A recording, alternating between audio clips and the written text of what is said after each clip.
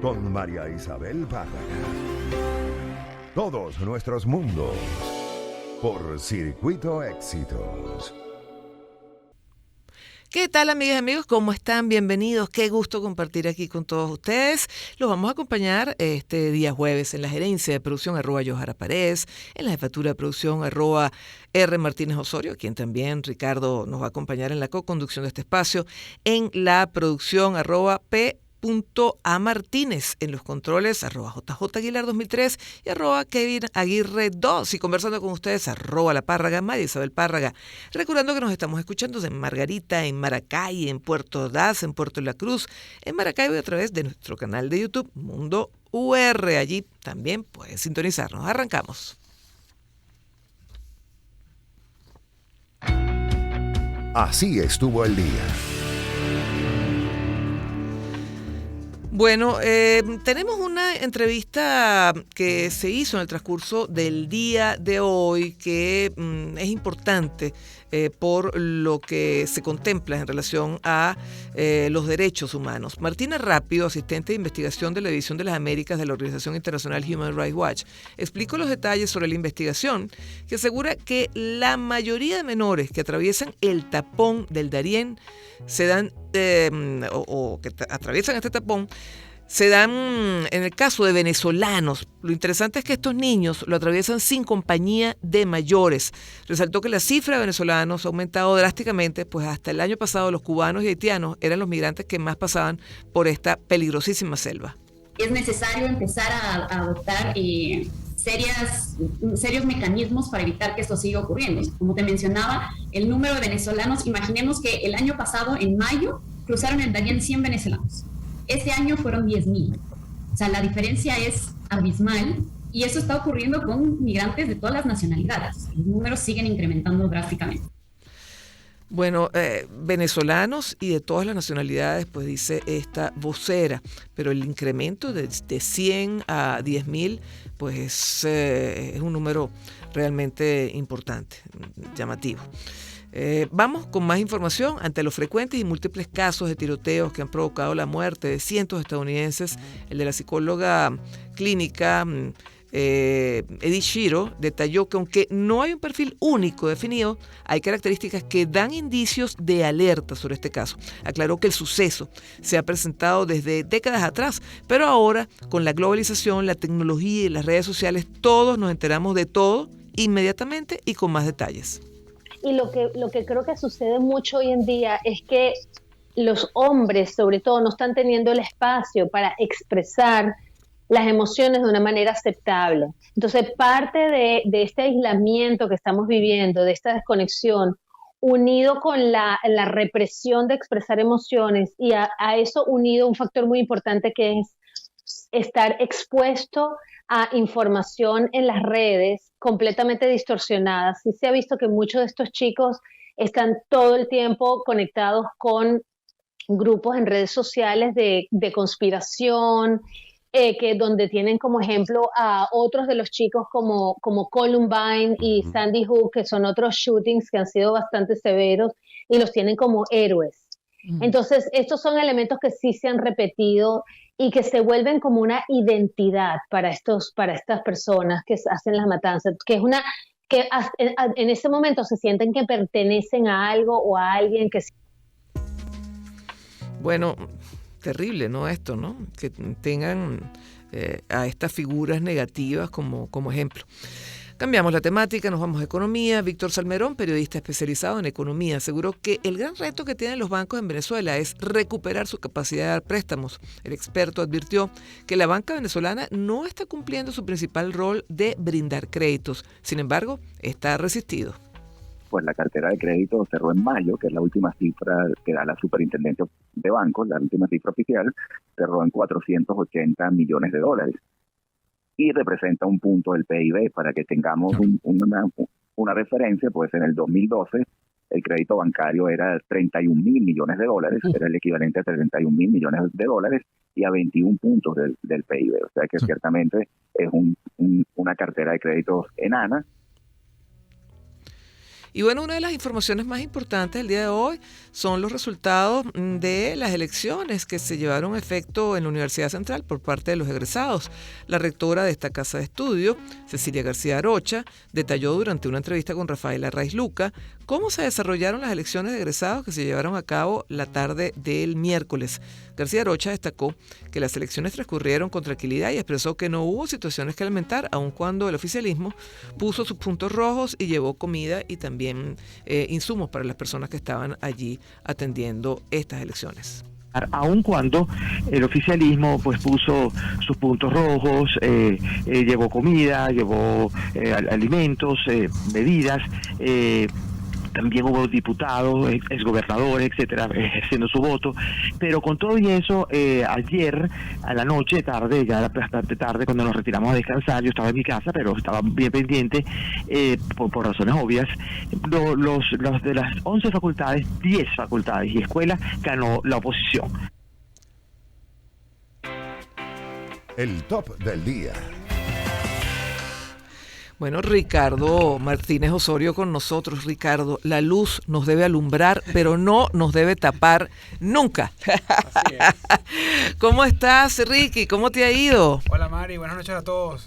Bueno, bien. Qué bueno. Día noticioso hoy, ¿no? Noticioso y Sí. hay algo más que comentar. Ajá, Hoy es un ya. día donde Ya va, hay que un no intercambio te de ves. roles. Entiendo que hoy tú fuiste la confesora de un padre y de un padre que todos queremos mucho. El padre Una virtuoso. cosa rarísima eso de ser confesora de virtuoso. Porque, bueno, primero ya es una cosa rarísima.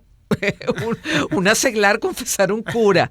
Más raro todavía que siendo periodista, donde uno, eso del secreto de confesión como que no va, o sea, no combina con la carrera, pero no, muy chévere, muy chévere. Un honor realmente ser parte, pues, esta semana ignaciana, porque esta es la semana ignaciana en la Universidad Católica. ¿Cómo es esa experiencia? O sea, uno le hace preguntas incómodas o...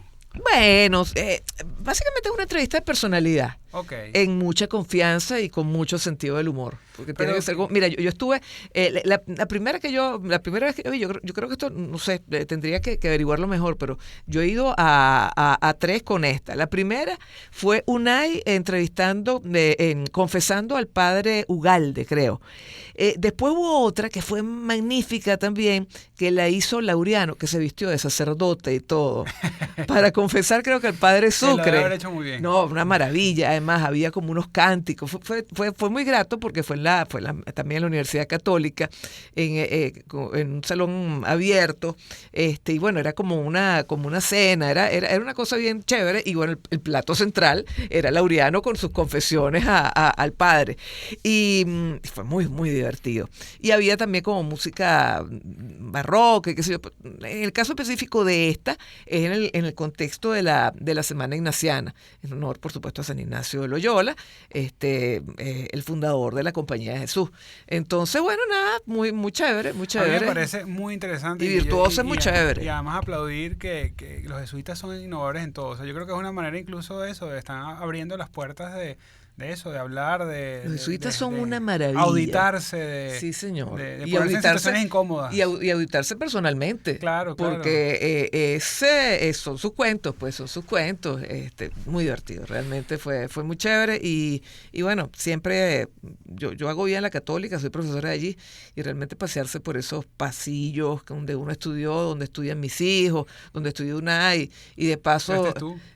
Sí, y de paso estudié yo también, y de paso impregnada de ese espíritu ignaciano. Yo soy ignaciana de corazón. A mí me encanta además la espiritualidad de los jesuitas, la forma de llevar la religión, la forma de entender la religión, que no puede estar exenta del otro y del servicio al otro, como dicen ellos, pues si no vives para servir, no sirves para vivir. A mí me parece que tiene todo el sentido del mundo y sobre todo el servicio a los más necesitados. Esa perspectiva de los jesuitas a mí me encanta. Son una referencia. Yo creo que la Universidad Católica y el trabajo de los jesuitas en Venezuela es un trabajo que es una referencia del país, una luz que tenemos allí. Y además cultísimos Sí, son. sí.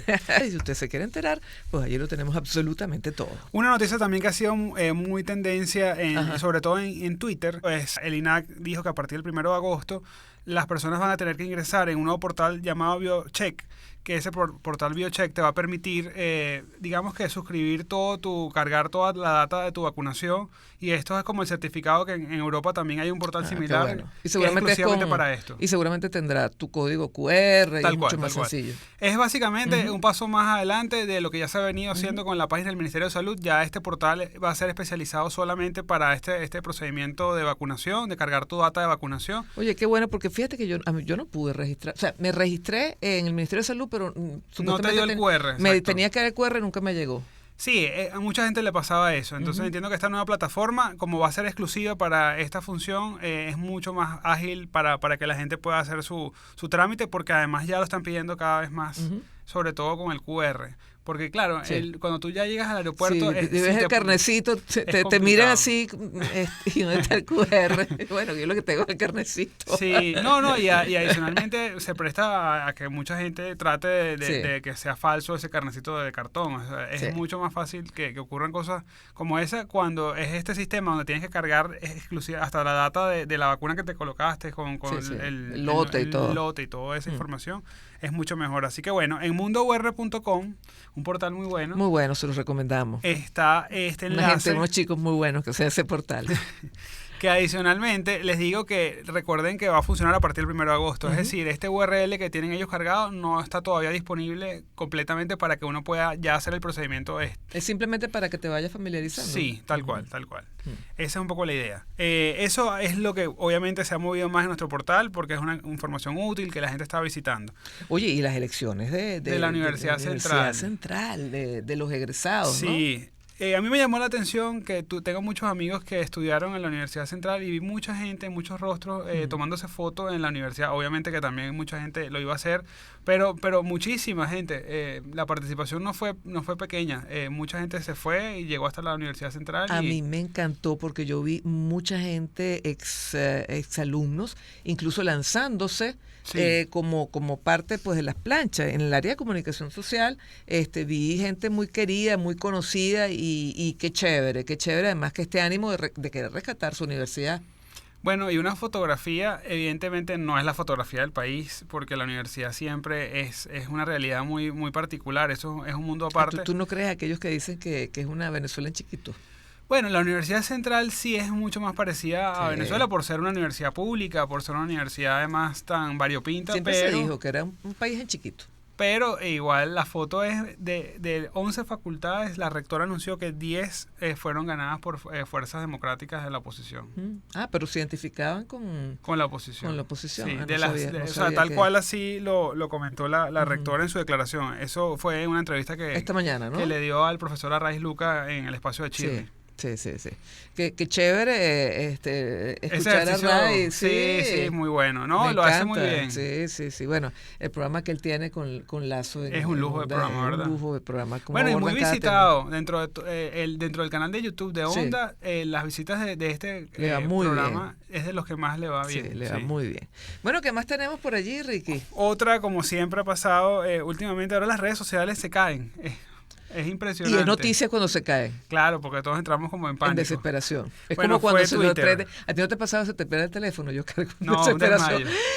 Dios mío, ¿dónde está? Pero a mí no se me pierde. Así le pasa a Marisabel. No, ya tampoco se me pierde mucho porque ahora tengo iPhone y me lo localizan. ¿Viste?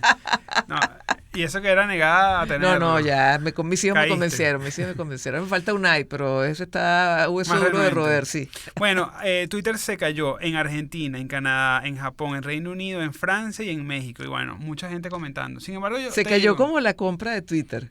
Como se cayó como la compra de ellos mismos. Sí, señor, por parte de los Aunque no hay nadie a quien demandar. No, en este caso no. En este caso no. Fíjate que ese personaje, ¿verdad? Elon Musk se ha vuelto un personaje súper mediático. Sí. Y además, ¿tú te has dado cuenta cómo él tuitea? Sí. Él tuitea de una manera tan impertinente. Él es muy arrogante, a mí me parece. A mí me encanta. Claro que es arrogante, pero me parece francamente divertido. Es un personaje que no tiene límite. Totalmente. Él no tiene filtro, él dice lo que piensa. Bueno, Mari, esas fueron las 3 principales noticias que se han movido en nuestro portal. Evidentemente también hay otras que han estado allí. Sobre todo te digo, hay días como hoy donde se mueven mucho los audios en vivo. Sí. Ahorita antes de nosotros estar acá, volvió a ingresar y todos los audios en vivo han tenido, cada vez crecen más orgánicamente y se mueven tanto Éxitos, Onda, Mega, Unión Radio Noticias, todos tienen su audiencia. Bueno, también hay que comentar, ha estado en nuestra página de declaraciones de la gente de Fundarres, la situación en la frontera, en este primer semestre, un número importante de personas fallecidas allí, también las declaraciones del representante de la ONU en Venezuela, dice pues que la ONU pasó de una presencia mínima de nuestro país a operar 9 de sus agencias, habló además de la cantidad de recursos que está destinando la ONU y las agencias de la ONU para el tema humanitario en Venezuela. Vean la entrevista también en nuestra página, está allí. Y bueno, como decíamos en los titulares, esta declaración de Human Rights Watch, 10.000 venezolanos atravesaron en el Darién de lo que va de año, pues hasta el mes de mayo. O sea que, bueno, parte de las noticias que tenemos para ustedes. Por cierto, que eso también me lo comentó María Claudia, que su video del Darién está moviéndose mucho. Sí. Yo, ¿sabes qué? Periodísticamente es una de las cosas que a mí me encantaría conocer. Pasan tantas cosas en ese nudo que es la selva del Darién, que periodísticamente me encantaría tener una cobertura allí. Pero bueno, es difícil llegar, es difícil accesar y mucho más difícil salir. Dicen que aquellos que salen del Darién, pues bueno, quedan con trauma durante muchísimo tiempo. Así es. Mundo UR Radio con María Isabel Párraga. Todos nuestros mundos por Circuito Éxitos. Bueno, hoy es jueves y como todo jueves que se precie, vamos a conversar con nuestras mujeres tan ociosas. En esta oportunidad, María Fernanda Flores, periodista y conductora de este maravilloso podcast, junto con Gisela Provenzali y Elizabeth Fuentes. La tenemos ya en línea telefónica. ¿Cómo estás, mi flaca lindísima? Muy bien, mi jefa amada. ¿Cómo estás Jefa. tú? Ella va a seguir con el cuento de jefa. Es que eres jefa, Hay Mari. gente que duda que el mundo es redondo, ¿verdad? Que están poniendo, dicen que no, que es plano, que bueno, todo lo que ya sabemos. Es una cosa rarísima. El mundo es tan redondo que yo fui hace 253 años jefa de Marisabel. Y ahora ella es mi jefa. Pero varias veces. Pero tú sabes que eso pasa mucho en este gremio, flaca. Primero, yo no soy tu jefa, pero aparte de eso, en la vida real, eso pasa mucho en este gremio. Eso pasa cada rato en este gremio, que somos los jefes los unos de los otros. Y en definitiva, lo que uno siempre ha sido es periodista y reportero, Claro, porque es lo que nos gusta. Claro. Eso es así. Sí. Bueno, y mi jefecito Ricardo, ¿cómo está? Ese sí es jefe. No, jefas son ustedes dos, que además yo soy admirador de ambos, pero no de ahorita, sino desde, bueno, de toda la vida. Mira, tú sabes que es que Ricardo creció viendo Globovisión. Eso es una realidad. Tan bello, Ricardo, por eso es que eres así. Sí, y de pequeño, cuando él era líder estudiantil, lo entrevistábamos en Globovisión. Hay fotos de eso. En Aló Ciudadano, él me mostró una vez una foto. Ricardo chiquito. ¿Ah?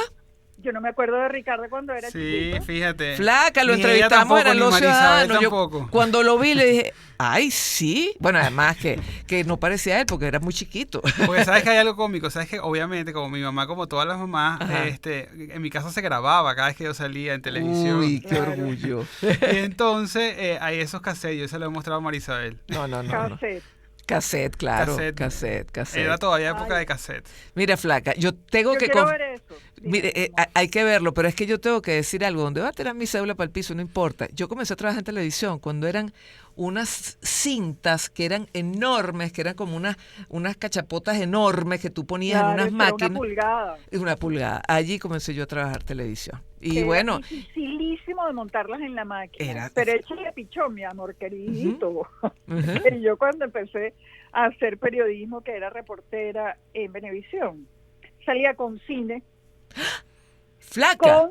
y había que esperar revelar el rollo para editarlo, para que saliera en la noche. Imagínate la inmediatez de aquel noticiero. Pero qué valor tenía ese noticiero, déjame decirte. Bueno, pero es que así era. Sí. Bueno, cuando nosotros arrancamos con Globovisión, que estoy hablando que eso fue, no sé, será hace 30 años ya, Ujú. bueno, no, transmitir en vivo era una cosa que carísimo, era costosísimo. Sí. Entonces había que mandar los cassettes, que en ese momento era Umatic, que también era una cosa tortuosa, pero mucho más fácil que con el que tú salías de 1 pulgada. Entonces, por ejemplo, nuestro corresponsal en Táchira tenía que meterse el viaje de San Cristóbal hasta el aeropuerto a San Antonio, que era 1 hora de ida y 1 hora de venida, para entregarle el cassette a una briomosa que fuese tan gentil y nos los trajera para el aeropuerto de Maiquetía, y a su vez en Maiquetía había otra, no sé qué. ¿Qué es eso? Bueno, eran los que llamaban los motoondas. En vez de microondas, los motoondas. Tan bellos, o sea, los motorizados de Globovisión eran más importantes que los dueños. Y de esa tecnología, ¿cómo se siente ahora hacer un podcast, verdad? ¿Cómo es ese gran trecho que caminaste? Cónchale, Ricardo, qué buena pregunta, pero ¿sabes una cosa? Yo siento que es básicamente lo mismo, pero se llaman distinto. Y obviamente el medio es diferente porque es Internet, que es demasiada oportunidad para tener información. Hay tanta información que yo creo que por eso la humanidad cada vez está más desinformada, ¿no? Es así. Porque además nos hemos convertido en sociedades de titulares. Sí. Y a mí me asombra que de verdad el podcast, que esto empezó como una echadera de broma, bueno, sigue siéndolo, y así debería seguir siéndolo, sea tan visto, porque es como un remanso, es como un recreo, y nosotros no decimos nada en serio, todo es mentira y todo es verdad. Y volviendo a tu pregunta, pues yo soy dispersa, al final del cuento todo se traduce en contenido. Así es. Y en cómo tú lo pones al aire. Sí. O lo escribes, o lo fotografías, o en este caso haces un podcast y los montas en YouTube y pasa por la radio, pero el tema siempre va a ser el mismo, es el contenido. Han cambiado los formatos. Que ustedes lo saben leer, yo siento que si algo tiene... Lo que ha cambiado es el formato y la distribución. Pero algo que tiene que Mujeres Tan Ociosas, a mí me parece que ustedes conocen el lenguaje digital, o sea, pero saben que es otra cosa, hablan de una manera en el lenguaje digital. No, yo sí creo que, aunque tú hablas del contenido, María Fernanda, yo sí creo que en lo digital hay mucho más libertad de ser como tú eres. Creo que la misma televisión como que te obliga a ser que yo creo más... que nosotros venimos, Mari, de un tiempo en que los medios eran, oye, vale, cuando tú te enfrentabas a un medio te amarrabas la corbata, ¿sabes? Era una cosa como seria. Sí. Ahora no, ahora hay un gran desparpajo en general y en cualquier medio. Por supuesto, nosotros estamos en un país donde los desparpajos tienen sus límites por las razones obvias. Sí. Pero yo siento que en general el desparpajo es universal ante los medios. Quizás lo que ha cambiado, volviendo a la pregunta de Ricardo, es el tamaño de las cámaras. Cónchale, que antes cada cámara pesaba 60 kilos. La portabilidad. Ahora con un teléfono tú puedes hacer un podcast. Sí. Y puedes estar en vivo inclusive con un teléfono. Eso sí es verdad que es extraordinario. A mí eso me parece la maravilla del siglo, la guinda de la torta. Pero tú sabes que en el caso específico de María Fernanda, yo siempre le dije a ella, María Fernanda, tú tienes que volver a hacer televisión, tienes que ser ancla, porque que tú siempre estabas con eso. Pero claro, pero es que yo conocí a María Fernanda siendo el ancla de una maravilla que se hacía en aquella época, era un noticiario matutino, oye, que era maravilloso porque era muy divertido. Con Carlos Fernández en el Canal 8. Con Carlos Fernández y con Miguel Shapira. Y con Miguel Shapira, ¿te acuerdas? Que era fue el primero. También, Miguel y después Carlos.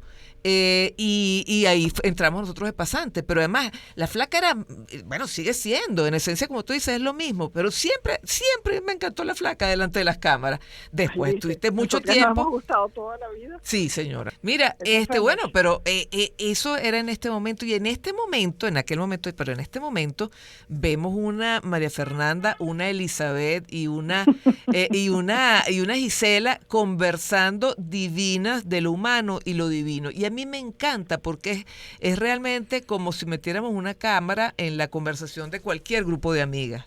Yo no sé cómo se sienten ustedes. Tal cual, es que eso nació así. La verdad es que yo me acuerdo, mira, pero para hacer un paréntesis con esa etapa mía de Globovisión, yo era tan seria en aquel entonces que yo dormía casi que en flu. Pero y mira ahora lo que estoy haciendo. O sea, fíjate cómo la vida evoluciona y cómo uno crece y madura. Mira, Eso nació así. Yo me acuerdo cuando Ricardo, mi jefecito que está ahí contigo, tan bello, el líder estudiantil, que no me acordaba que era él mismo, vino a hacer la pregira. Él me hacía cada pregunta y yo le decía, bueno, como vaya saliendo, ya veremos. Pues no sé. ¿Te acuerdas, Ricardo? Sí, claro. Y él se me quedaba viendo y me decía, si ustedes hacen todo eso que tú me has dicho, eso es una maravilla. Eso es una maravilla. Y no había dicho nada porque precisamente era algo que no tenía formato, que no tiene que tenerlo. Es una cosa que cada podcast es como, vamos a ver qué van estas mujeres hoy. No pero en el fondo sí tienen sí tienen una estructura, porque ustedes son desordenadas, pero al mismo tiempo son súper ordenadas. O sea que eso también creo que... Tan bello. Ahora es que tú nos organizaste. No. Antes era prende la cámara y listo. Pero fíjate que a mí me encanta porque las mujeres somos así. Pasamos de un tema a otro y podemos tener 3 y 4 conversaciones en paralelo y sabemos exactamente a qué se refiere cada una de las cosas que nos estamos... Increíble, Marisabel. ¿Tú te das cuenta de eso? Pero tú sabes que yo esas facultades, yo creo que a mí se me agotaron estando en el canal, porque en mi oficina yo tenía 9 televisores, más las computadoras, más una central telefónica y un teléfono privado. Y todo estaba prendido, todo sonaba y todo estaba activo, y yo sabía qué estaba pasando en todo eso. Entonces, claro, yo creo que a mí se me agotó la capacidad de la diversidad de atención y ahora tengo un déficit hiperimpresionante. No, eso sin contar estamos en el programa hablando y no me acuerdo de nada de lo que voy a decir, una cosa loca. Eso sin contar que llegábamos a tu oficina 4 o 5 mujeres y manteníamos las conversaciones y ella estaba pendiente de todo lo que estaba pasando en los monitores que estaba viendo, pero también en las conversaciones que estábamos sosteniendo. Más te decía, mira, dile a la maquilladora que te baje aquí, que te arregle aquí, porque para eso también tenía detalle. La primera persona que me dijo, en CNN las mujeres, velas como están, usan perlitas y no usan nada colgando. Y verdad, es así. Y a mí me quedó la costumbre, tú ves que yo no uso en televisión nada estrambótico.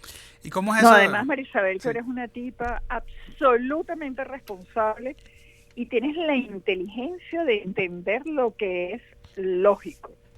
No correcto, porque correcto es poco lo que hay, pero lo que era lógico. Entonces yo me acuerdo que yo te decía, mira Mari, yo creo que, y tú inmediatamente agarrabas sintonía y eras elegantísima siempre, estabas impecable, nada de cónchale, bueno, Pero es que, no era fácil, pero también me ocupaba de eso. No, de todo. Y se ocupaba de las paredes, de que había que pintar. Qué barbaridad, qué momentos, qué tiempos. Qué chévere. Mira, una de eso de ser la persona que critica a los talentos o les dice en qué mejorar.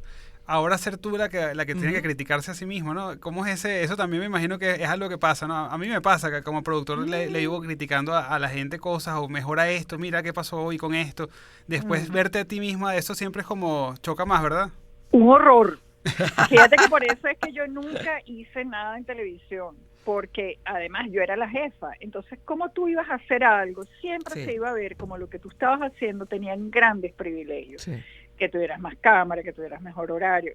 ¿Qué va? Yo no iba a competir con mi gente, me parecía que era muy absurdo, eso no podía existir. Básicamente por eso era que no lo hacía, ¿no? Bueno, pero menos mal. Volviéndome a referir a tu pregunta, que no se me olvidó, fíjate que no estoy tan mal, vuelvo a estar atenta. Es un horror las primeras veces y yo me veo yo sola escondida en el baño. O sea, ni de broma, ¿tú crees que yo me estoy viendo delante de otra gente? No. Me muero de la pena. Eso nos pasa a muchos. Yo no me puedo ver y no me puedo escuchar. Yo siempre les digo a mis alumnos una voz horrenda. Yo les digo a mis alumnos, no se preocupen que a ninguno de nosotros o a la gran mayoría no nos gustan nuestras voces. Y hay quienes vivimos de eso y a uno nos gustan nuestras voces. Qué increíble, pero a mí sí me gusta tu voz, Marisabel. Tienes una voz que eres Marisabel Párraga. Gracias. Es una voz que y la de Ricardo, aquí jalando, pero de frente. Viste, no, está maravilloso. Sigue. Y la de Ricardo es bien buena también. Sí, verdad, que lo digas tú. Mira, y además Ricardo nunca había querido hacer radio hasta que por fin, gracias a Dios. Vamos a darle palo a Román. Mira, este sábado, a partir de las 11 de la mañana, en nuestro canal de YouTube, invite usted. Bueno, vamos a hablar de los amores imposibles. Muy bien. Vean ese capítulo que va a estar chévere. Todo es tan buenísimo porque lo bueno de esto es que eso queda ahí, que es otra cosa que me aterroriza, eso va a quedar ahí para siempre. A mí eso me parece una angustia o espanto. Bueno, algún día hablaré con ustedes para irlos borrando. Mira, Bueno, nada, Mundo UR en YouTube, a 11 de la mañana, se estrenan todos los sábados los capítulos, porque eso sí tenemos, que grabamos y grabamos y grabamos. y los que vienen, porque por ahí viene la segunda temporada ya. A punto de la segunda. Y bueno, viene también otra sorpresa, pero ya se les iremos contando poquito a poco. María Fernanda, un besote. Verdad. Mi amor, los quiero mucho, de verdad, mucho. Cuídate mucho. Para siempre. Chau. Síganlo haciendo bien, por favor. Gracias. Chau.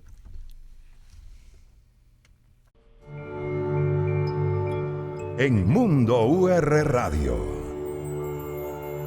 los astros hablan y Alejandra Lolet los traduce. Jueves de Presagio. Y en este jueves de Presagio, Alejandra, a quien tenemos ya en la línea. ¿Cómo estás, Ale? ¿Cómo te ha ido? Hola, equipo. Hola, María Isabel, Ricardo. ¿Cómo están ustedes? Muy bien, muy bien. Bueno, con ánimo de seguir en esta revisión de las décadas a través de los astros, y nos tocan los años 80, Alejandra. Sí, vale, qué interesante de verdad cuando uno revisa la historia, ¿no? Uh-huh. Y uno empieza a rememorar, sobre todo, ¿no? Hablaremos entonces un poquito de la música para que nos vayan poniendo nuestro fondo musical. Uh-huh. Hubo el rock en español se desató, o sea, Sí. fue una cosa increíble cómo se desarrolló el movimiento a través de diferentes grupos, de Charly García, de Mecano, de Hombre G, Soda Stereo, cantidad de grupos que movilizaron realmente la música en español. Y astrológicamente, ¿por qué tú crees que esto fue así? Bien, habían 3 planetas cuando comenzó la década de los 80, habían 3 planetas en el signo de Libra: Uh-huh. Júpiter, Saturno y Plutón. Júpiter y Saturno generalmente coinciden cada 20 años. En este caso coincidieron en Libra. Y es cuando vemos ese movimiento de lo que hablábamos ya que venía sucediéndose en el tipo de relaciones, o sea, las relaciones estaban cambiando, Uh-huh. siendo más auténticas, más fáciles, menos comprometidas con el status quo, como más libres, ¿no? Uh-huh. Al final. Van cambiando los signos. Saturno transita toda la década Libra, Escorpio, Sagitario, Uh-huh. terminando la década en Capricornio. Y Urano, Saturno también coincide con Urano en Escorpio. Y es en ese momento cuando se conoce de la enfermedad del síndrome de inmunodeficiencia Adquirida, sí. adquirida. El SIDA. Que se le conoció como SIDA, pues. Uh-huh. Pero digamos que ahí es cuando empiezan a estudiar, porque se empiezan a dar casos y estudian y lo reconocen como tal. Uh-huh. Eso lo hace mucho Escorpio, porque Escorpio tiene que ver con la sexualidad. Entonces era una enfermedad que venía por contacto sexual. Uh-huh. Digamos que muy poco porcentaje fue por transfusiones con las cuales no se sabía que esa persona estaba infectada y se hicieron transfusiones. Bueno, que en su momento además estigmatizaban, fue una enfermedad que estigmatizó muchísimo a la comunidad, a la comunidad LGBT. Ya yo creo que digamos que como inclusive hay formas de tenerla, y creo que no lo tengo comprobado que se haya curado. Hay 2 casos que se curaron que no presentan ya el virus. Sí, pero ya no es una enfermedad mortal desde hace mucho tiempo, afortunadamente. Exacto.